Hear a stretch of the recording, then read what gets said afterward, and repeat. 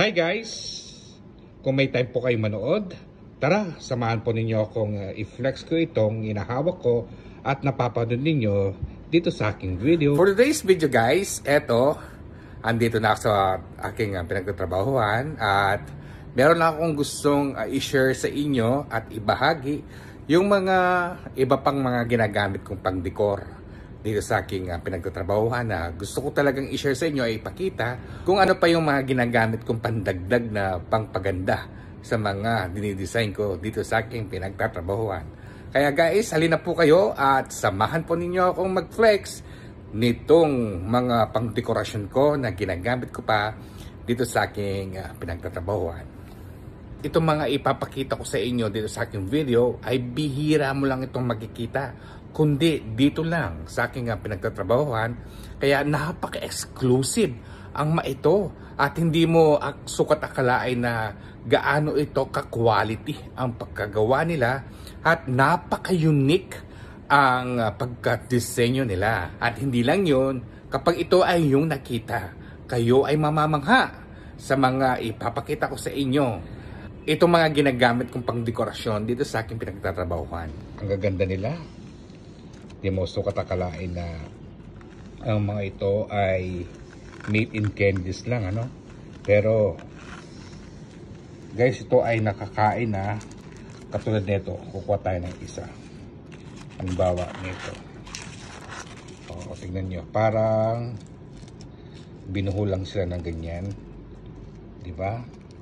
Na napakaganda. Ito ay kakaibang shape. Parang may kawangis na ganito sa atin, di ba? Tapos binalutan lang nila ng mga iba't ibang kulay ng plastic na pambalot nito. Yan, oh. O, di ba? Parang bouquet, kung ika nga. Ito ay napakaganda, guys, kapag ito ay inilagay mo at gawin mo itong pang-design sa mga tray ng chocolate at kung ano-ano pa, yung mga souvenir na pwede mo itong ilagay. Diba? Ganda.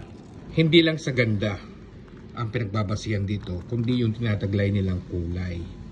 Kapag ito ay inyong nakikita sa inyong mga paningin, nakaka-relax lang tignan at ng sigla kapag pinagmamasdan niyo ito at napapanood. Ang mga ito ay mga chocolate sa loob. Yan. Hindi ko pwedeng buksan ng isa para makita ninyo. Baka tayo ay napagalitan na. Tama na yung pinrelax ko sa inyo. At sinabi ko kung ano ang nasa loob nito. Ayan, oh. Ako guys, sa palagay ko, kapag ganito na yung style na meron kami dito, siguro ang ganda rin ito kasing pamigay. At kakapalan mo na lang yung mga ribbon na ilalagay mo dito. Parang style bouquet. O, diba? Kaya tamang-tama na itong ipamigay sa mga kaibigan ninyo, sa mga kamag-anak, o yung mga malapit sa buhay mo at malapit sa iyong puso. Yung pagbibigyan mo nito ay napakaswerte na niya. Kung makakatanggap siya ng ganito, wow! Siya na pinaka-the best na pinagbigyan mo ng ganito. Hindi lang yun, yung pagka-quality niya. What if kung matikman pa nila ito sa loob niyan? Diba? Ayan o, parang ibubuhol mo lang siya ng ganito at lagyan mo ito ng ribbon na maganda. Palagay ko, lagyan mo ito ng puting ribbon na gagawin mo talaga siya ng bouquet. Ayan. So, ayan guys, sana po ay nasiyan kayo sa pagbahagi ko nitong ginawa kong vlog kung saan ipinakita ko sa inyo itong mga flower candy. Kung sa tingin niyo ay napakaganda nila at napaka-unique ng design at hindi lang yon ay hindi mo sukat akalain na may ganito pala. Diba? Kaya sana po ay nasiyan kayo sa pagbahagi ko nitong aking ginawang content. Thank you for watching. Ingat po kayo parate at enjoy lang. Bye!